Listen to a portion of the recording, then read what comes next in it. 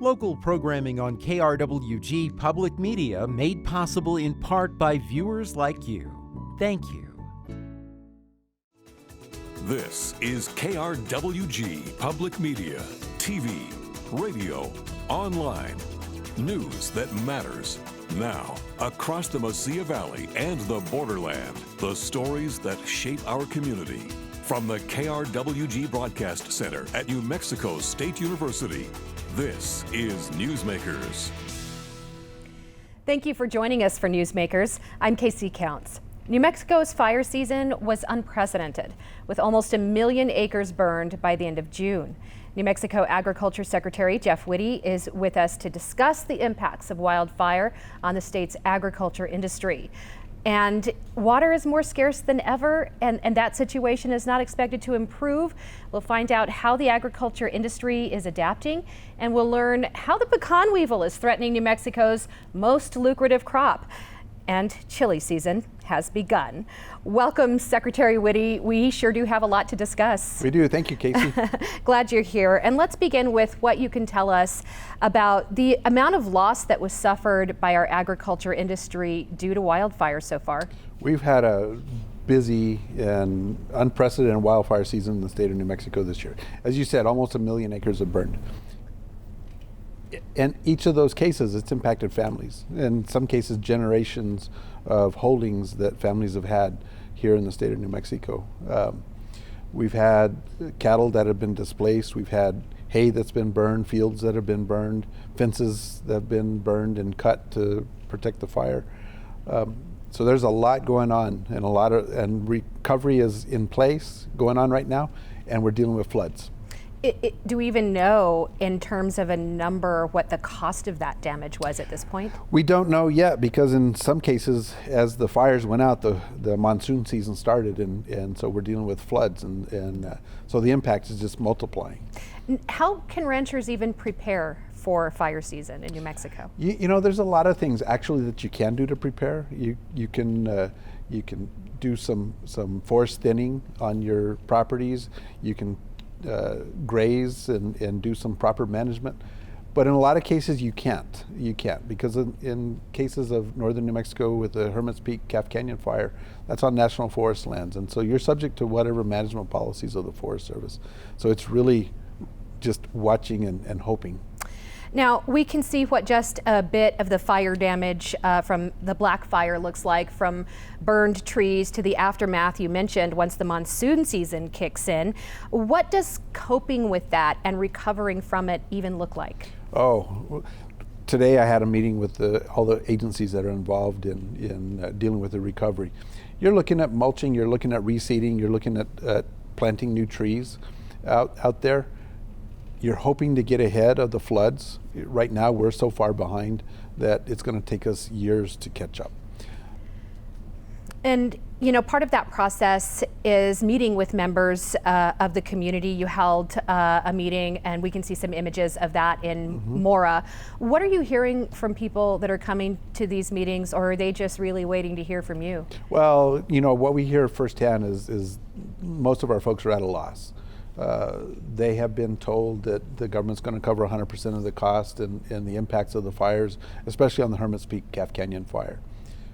But programs take a while to get in place, and the federal government's doing what they can as quick as they can, but it's not fast enough for me or the producers on the ground. And they're desperate. They need to know where they can take their cattle. They need to know what their winter forage is going to look like. So it's a challenge. You know, we often see images of efforts to fight the fire, but we rarely see images of the efforts by volunteers, like the veterinarians you'll see in this image, that come together just to try to help keep livestock fed during these situations. You know, what we do is we really lean forward and communicate with the producers on the ground and the folks that have livestock and pets, and we create safe zones where they can evacuate to. Make sure that we have veterinarians on hand that can care for those animals. When you displace an animal, whether it's livestock, horses, cows, you've got to take care of them. Now, you mentioned the Forest Service and the Hermit's Peak Calf Canyon fire, obviously just a devastating situation that should have never happened. Where are discussions now in terms of how policy is going to change in the future so this never happens again? A lot of discussion about that. It was a controlled burn that got away. 70-mile-an-hour wind days. The Forest Service, and we continue to have discussions with them, are really looking deep into those policies for controlled burn. I'd like to get your forecast for the future in terms of impacts to the agriculture industry with regard to yearly wildfires. You know, as a state and as a nation, if we do not start taking care of the forest and doing proper forest management, we're going to see more of these impacts. You're seeing the impacts of climate, the dryness, the heavy monsoons that come, which we're grateful for when they do come. But if we don't take care of forest management, we're going to see greater impacts from wildfires. And when you say forest management, what do you mean? You've got to thin the forest. You've got to maintain some brush control. You've got to utilize the range grasses that are produced when the rains do come. You've got to have a good balance of both grazing from livestock, wildlife, as well as other proper management techniques. Now, I want to move on to water, and it's hard to even find a starting point when we get onto this subject. But just as we were preparing to have this conversation, the federal government was beginning to issue some guidelines regarding water use for the Colorado River, and indicated that 2 states, and New Mexico was among the possibilities here, Arizona and Nevada, as well as northern Mexico, would be impacted. What does this mean for New Mexico farmers and ranchers as we move into the future? Well, as you look at even the Rio Grande went dry this summer. First time in history that it went dry in certain reaches in the middle of the summer. The demands on water use are so high these days from consumers, from cities, from municipalities and industry, as well as the agricultural community. And we're going to have to really take a deep look in how we manage that resource. We've got to start looking at techniques and technologies to what I say create water.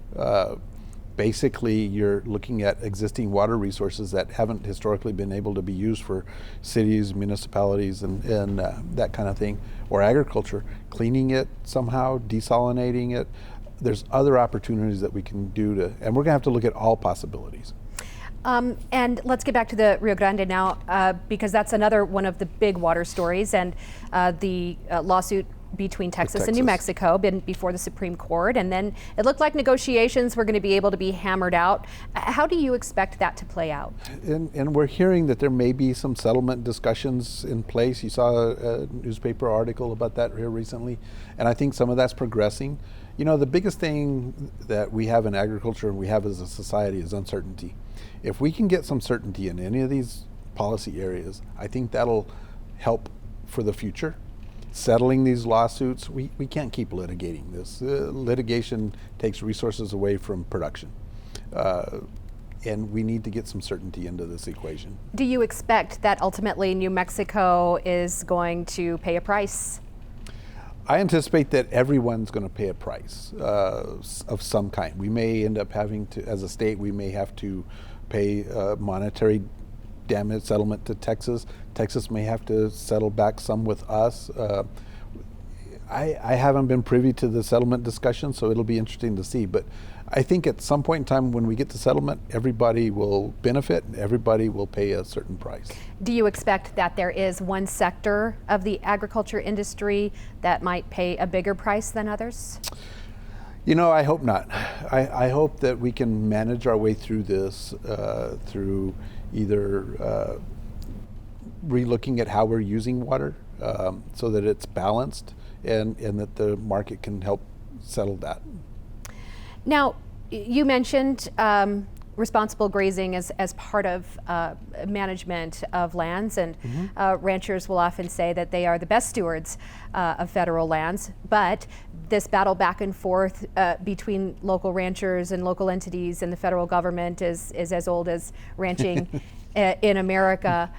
What efforts do you see being made so that the best path forward is achieved? I think you see an example with the fires this summer.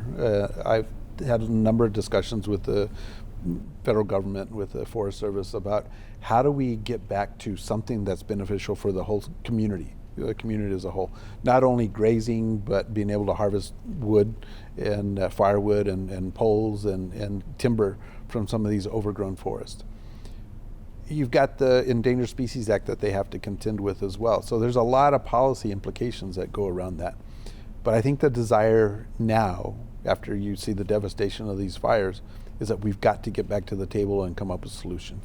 And what can you say, what advancements can you say have been made from the ranching perspective with the historical damage that we know grazing has done in the past in mind? If you look at, and I like to use an example, we've been drier over the last 10 or 11, 12 years that I've been the Secretary of Agriculture in the state of New Mexico. I hope it's not because of me that we've been drier, but drier than the Dust Bowl era back when. We haven't seen the historical Dust Bowls. We haven't seen some of the damages that have happened. And that's because our producers have gotten better. We're looking at things like healthy soils and what it takes to really take care of the environment and the ecosystem and the climate. And I think all of that is coming together to really help take care of and look for solutions for the future. Let's move on to the pecan weevil, which we can see here in its larval state, and we'll also be able to see an image of how the weevil bores in through the pecan shell. It's a tough little booger. It is. And we'd like to know how it has impacted local crops so far this year. And you've, as this show is broadcasting, we'll already be in a series of community meetings to address this issue. So where are we today? Correct. So in New Mexico, we've been able to maintain a pecan weevil free zone in the Doñana and basically part of El Paso County. This is the largest, Doñana County, as you know, is the largest county for pecan production in the United States. Pecan weevil, where we have found it in the state of New Mexico, where we already have existing quarantines in Lee County and in parts of Chaves County, they've seen production impacts. Parts of Texas where pecan weevil is known to exist, their production is usually about half of what ours is. And so you can see the economic impacts of that. So we're having a discussion to expand that quarantine into Otero County as well, where we found weevil. I see. How has this industry been impacted? Since you've been secretary, you mentioned this driest period, and obviously pecans are thirsty trees. How is the industry being impacted by the question of water? Well, the pecan farmers are really doing a pretty good job of advancing their own technology. Some of them have gone to drip systems, some of them have really fine-tuned their flood irrigation systems. So I think they're using water in a much more efficient way. But more than that, you got to look at the whole picture. When a pecan farmer floods a field, they're also recharging the aquifer. So it's becoming available for future uses. So there's a lot of technology and a lot of data that we have to really gather to understand the true impacts. Pecans replaced dairy as the top earning agricultural product over just the last few years, and reports have suggested that the dairy industry has been in decline for several years, actually. Would you agree with that assessment? Well, pecans is the number one crop. Dairy is still the number one livestock crop. So dairy is much bigger than pecans, but only on the livestock side of the equation. The dairy industry in New Mexico has been impacted and has shrunk a bit over the last few years. We've lost several dairies. Some of it was consolidation. Some of the families were joining together. At the end of the day, our dairies have done a good job. The ones that are still here, they're doing a good job in surviving. But it was a price and cost of input issue with the dairies that made them close. There was a factor in a report I recently read that indicated that in many cases these are, you mentioned families have joined, but that these are family ventures and that the next generation just isn't necessarily interested in, as it was worded, milking cows for a living. In a lot of cases, that's true with all of agriculture. We're the second oldest state in the nation, where our producers average 60.5 years of age. And we're going to see a transition to that next generation. Dairies are no different, but dairies have a strong family bond, and a lot of our families, you see 2 and 3 generations operating on their various dairies. Now, there have also been reports on some of the environmental concerns surrounding dairies, the dairy industry in New Mexico, in particular because of our large herd size. I believe it was that last report about 2,300 head per dairy. You know, and that can cause issues like one we've heard a lot about, methane, and potential for groundwater pollution and for soil degradation as well. How is the industry responding to those concerns? So dairy is probably one of the most regulated entities that we have in the state of New Mexico. Their groundwater discharges are regulated by the Environment Department, and they have monitoring going on all the time. The methane, the dairies themselves are looking at opportunities to convert and use their solids, and turn it into a gas that can be used by consumers, a clean fuel. So there's a lot of technology being advanced in that area. So I think there's a bright future. We're just not quite there yet. Any kind of timeline that you might have heard? So I'm thinking in the next couple of years, actually. In other states where they have what they call wet lot dairies, they're already seeing some success with these these energy generators. We're a dry lot state, and so because of that, it takes a little bit more on the technology side to get there. And so what efforts are undertaken by the industry itself or by the state to stay on top of those potential pollutants? So as the Department of Ag, we regulate the milking side of it. We have our inspectors on dairies at least twice a year. And the FDA also does regulations. The Environment Department regulates the discharge and the environment side, and they also are visiting dairies and are monitoring. They have monitoring wells. On the milk side, every load is sampled for contaminants. Every load, not just a random. Every load is sampled. For the groundwater discharges, they have monitoring wells. Those are sampled every day to make sure that there's no changes. So there's a lot of stuff going on to make sure we keep the environment clean and the food supply safe. How are the state's traditional crops, I'll say, and their growers responding to the state's new crops, hemp and marijuana? So hemp came in with a lot of energy when it was first passed in 2018 or so. People found out that it was a high energy crop, meaning it was labor intensive, and that posed a bit of a challenge for folks. So we saw a lot of people move into hemp, and we saw some of them move out of hemp. Cannabis is a lot the same way. It's more controlled, of course, by the state through regulation and licensing department. But people have found out through hemp that it's just not something you can't just simply take a seed and wait for the check to show up at the bank. It's a lot of work. But can you describe what you mean by that? How, in what way is it more work? So both with the cannabis class of plants, the hemp and the marijuana, there's not a lot of labeled pesticides. So you're doing, pest control the old-fashioned way. There's not a lot of herbicides that are approved for that. So you're weeding the old-fashioned way. So you're out hoeing, you're out taking care of the business basically by hand. There wasn't a lot of mechanical harvesters when they came on, so you had to harvest by hand. So it was bigger than what a lot of people thought it might be. And obviously labor issues have been a problem for lots of different sectors, Yes. at least since 2018. Yeah, forever, forever. And we'll get back to that topic in just a moment, but I want to spend our last few minutes talking about our favorite season. Chile. My favorite season. It's Christmas. It's Christmas. Right. And yeah, the harvest has begun, and chili roasters are popping up at our supermarkets in different locations all around the region.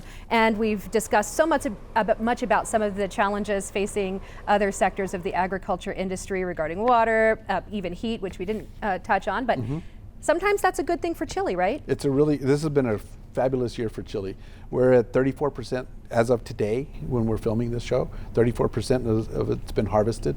Been a good year. The quality of the crop looks phenomenal. I've personally have already got my 3 boxes in the freezer and sampled it. It's really looking good. Chili is a crop that it's what New Mexico is known for, but I can tell you the popularity is growing across the world.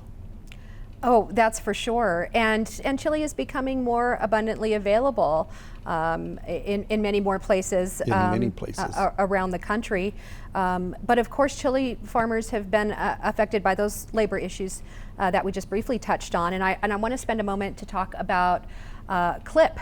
And the funds that were made available, Chile Labor Incentive Program. Thank you very much. And some of those funds that were made available and then kind of taken away for a moment and then became available again. So I'd like to have your input in terms of how successful that has been and were we able to smooth things out? So I think we did. The program was pretty popular at the beginning with the folks because coming out of COVID, there was a really tight labor market, and there's still a tight labor market. Just not a lot of folks want to go out in the field anymore. It doesn't matter where they come from. And so it was a program that was designed to incentivize folks to come out and pick our signature crop. And I think it worked pretty well in the fall last year. We did receive a few more dollars from the legislature this past session, and the program is ongoing until the money runs out this year. We're seeing some use of it still. It's the growers and the labor contractors are still using it to attract more labor into the chili fields. Was it a success? I would say it's moderately successful. The success came last year in that we got the chili out of the field in time, and we were concerned that we weren't going to be able to complete the harvest, and most of our producers were happy with that. What does the future look like for harvesting chili in the state? To be honest, I think the future is going to be pretty bright, and it's not going to be human laborers. There's going to be a move towards mechanization, just like in many of the other agricultural crops, because every place you go, including Mexico, Guatemala, it doesn't matter what country I've been in, labor is the #1 agricultural issue. And I think we're getting close to mechanical harvesters. And the good thing about that is the folks that used to be in the fields picking chili will have greater opportunities to have higher value jobs in the processing centers or other places. You know, you hear arguments a lot that the higher wages go, the more mechanization you're going to see, but it seems like that would happen regardless. As soon as that technology is available, that's always a cheaper option. It's not only cheaper, it's consistent. And the #1 thing I talk about in agriculture is certainty. If you know you've got that machine and it's working, that's a great thing. If you're not sure where your labor is going to come from, that's not a good thing. And so certainty is the #1 thing we are concerned about. And it would seem really hard to find that anywhere in the agricultural industry. Even at my department, at the Department of Agriculture. Oh. So any recommendations this year for good chili since you've had your samples? You know, I think it's going to be a fabulous year. The quality was high. You know, I'm a green and red guy, and to be honest, I'm waiting for another month, and I'm going to pick up the red as it's turning. All right. Well, Secretary Jeff Witte from the NMDA, thank you so much for spending some time with us to talk about these very important issues. We're so glad to have you. Thank you, Casey. We've discussed the diverse and bountiful agricultural industry in New Mexico, which we all depend on. The industry makes use of the land in such a critical way, but our lands are just as valuable to those who love to explore them in many different ways. In this episode of Living Here, we jump on mountain bikes and head to the Doña Ana trails with MTB New Mexico.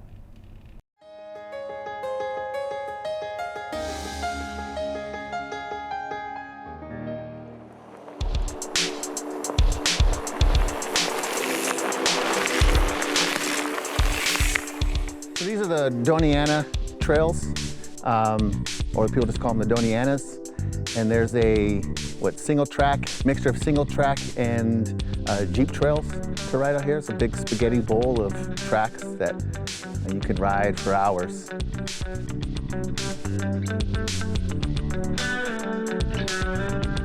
There's a big mix of trails, starting from easy green trails all the way to black trails. A lot of different terrain. We have some gravel, we have some rocks, some dirt, big boulders. Anything you want to ask for is out here.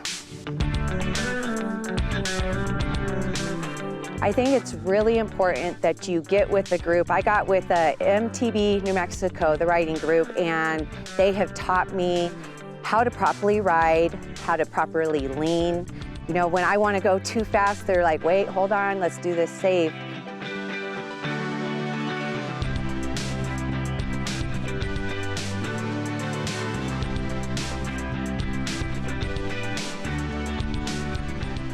Mountain biking probably has like a connotation of being like an extreme sport, and I think people worry about that. It's like, oh, I'm going downhill, I'm gonna go fast, I'm gonna wreck.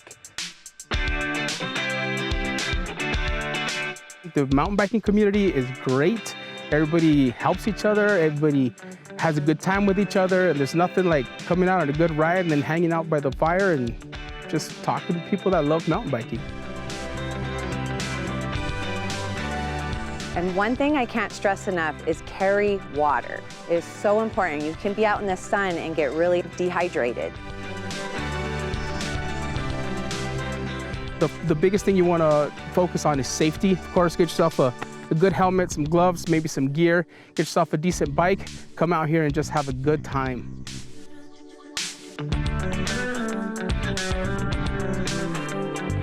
I like the social aspect of riding and group rides and getting a chance to experience, you know, the fun with everybody. But then I also like riding kind of like by myself and being kind of lost in my own thoughts. I always come back smiling.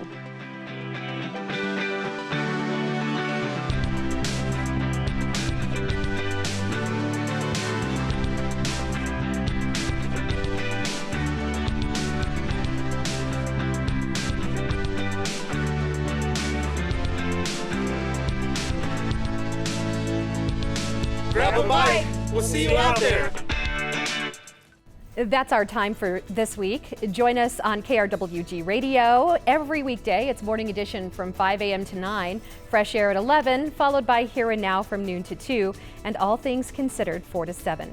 KRWG News is always online at krwg.org, and we'd like to hear from you. Email us with story ideas and video submissions. The address is feedback@nmsu.edu. For all of us at KRWG News, I'm Casey Counts. Have a great week, and we'll see you next time on Newsmakers.